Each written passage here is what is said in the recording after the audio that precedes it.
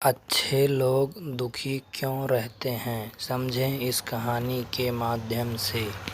एक बार मृत्यु के देवता यमराज ने अपने एक देवदूत को धरती पर भेजा। एक स्त्री मर गई थी, उसकी आत्मा को लाना था। देवदूत पृथ्वी पर आया, लेकिन पृथ्वी पर जो स्थिति थी उसको देखकर दुविधा में पड़ गया।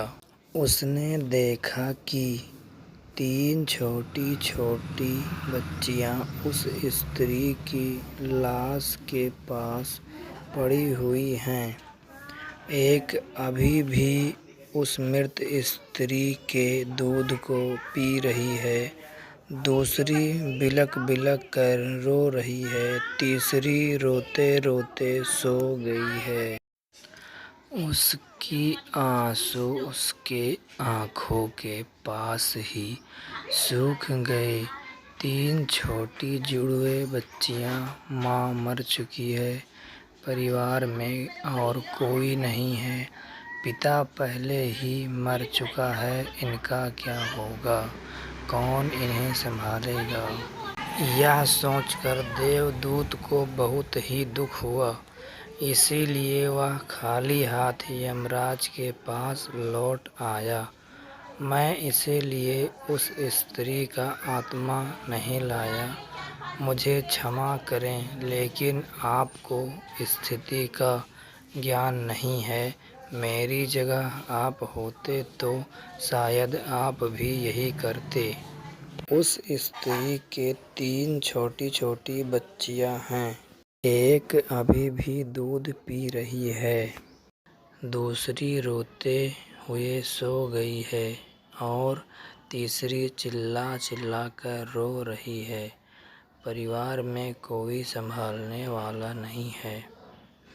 ऐसी स्थिति को देखकर मेरा दिल उस स्त्री के आत्मा को ला ना सका। यमराज, क्या ऐसा नहीं हो सकता कि उस स्त्री को कुछ समय और दे दिया जाए, ताकि बच्चियां थोड़ी और बड़ी हो जाएं। यह सुनकर मृत्यु का देवता जोर से हंसा और बोला, तू तो ज़्यादा समझदार हो गया है। उस परमात्मा से भी जिसकी मर्जी से जीवन मिलता है और जिनकी मर्जी से मृत्यु, तूने पाप तो बहुत बड़ा किया है और इसकी तुझे सज़ा मिलेगी। और सज़ा यह है कि तुझे पृथ्वी पर फेंक दिया जाएगा और तू तब तक वापस नहीं आ सकता जब तक तू अपनी इस मूर्खता पर 3 बार हंस नहीं लेगा। देवदूत राजी हो गया। इस सज़ा को भोगने के लिए उसे पूरा भरोसा था कि सही तो मैं ही हूँ, फिर हंसने का मौका ही क्यों आएगा। देवदूत को ज़मीन पर फेंक दिया गया। ठंड का मौसम था। वह एक सड़क के किनारे नग्न अवस्था में पड़ा हुआ था। उसी समय एक व्यक्ति वहाँ से गुजरा। वह कुछ पैसे की व्यवस्था करके ठंड के मौसम में अपने बच्चों के लिए गर्म कपड़े और कंबल खरीदने बाजार जा रहा था। रास्ते में उसने एक नग्न व्यक्ति को ठंड में ठिठुरते देखा तो उसे उस व्यक्ति पर दया आ गई। उसने अपने बच्चों के लिए गर्म कपड़े और कंबल लेने के बजाय उसने देवदूत के लिए कपड़े और कंबल खरीद लिए। व्यक्ति ने कहा, मेरा कोई घर नहीं है, न ही मेरा कोई परिवार है और न ही रहने की व्यवस्था। इस भयानक ठंड में मैं कहाँ रहूँगा? व्यक्ति ने कहा, तो चिंता मत करो, तुम मेरे साथ मेरे घर में रहना, लेकिन ध्यान रखना, मैं अपने बच्चे और पत्नी के कपड़ों के लिए जो पैसा लाया था, उसमें मैंने तुम्हारे लिए कंबल और कपड़े खरीद दिए और अब तुम्हें घर भी ले जा रहा हूँ। इसीलिए मेरी पत्नी मुझ पर गुस्सा ज़रूर होगी और मुझे भला बुरा कहेगी, लेकिन तुम परेशान मत होना, कुछ दिनों में सब कुछ ठीक हो जाएगा। उस दिन देवदूत को लेकर वह आदमी घर पहुँचा। अब ना तो आदमी को पता था कि जिससे वह ले जा रहा है वह देवदूत है, और ना ही पत्नी को पता था कि जो आया है वह देवदूत है, जिसके आते ही घर में खुशियों की बाढ़ आ गई। जैसे ही आदमी देवदूत को लेकर घर पहुंचा और अपनी पत्नी को सारी घटना बताई, पत्नी तो गुस्से से आग बबूला हो गई।